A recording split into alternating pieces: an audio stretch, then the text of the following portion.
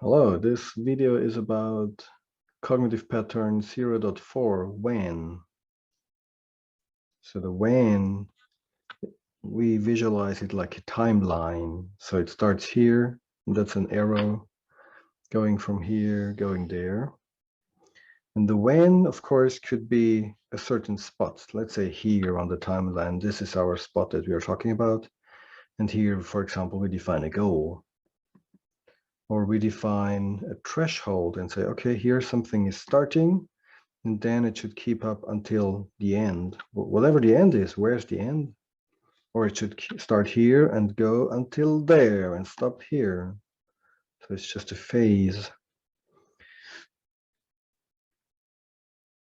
And why is this relevant when it is? So what's the criteria behind having this thing starting here and stopping there? What kind of difference does it make, and why is it important that it starts here and not earlier or not later? Are there things happening in parallel? So could we say, okay, there are things happening here, and at the same time there are things happening here? Is there a correlation between things, two or more? Maybe you even have milestones. You say, okay, this is our project, and here we have a milestone and another milestone, another milestone, or there's a milestone here.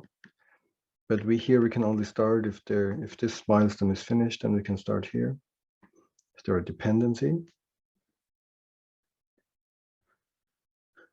And is there an end? So a lot of people talk only about the beginnings. What is about the end? Is there a kind of a controlled end of it? Or is it just, okay, they're happy ever after? Could be. Or what kind of end do you have? As always, is a person, at least one or maybe more, watching. So he or she has a relation to this when happening. Maybe he or she is even here an actor, or he or she is an observer watching when something happens.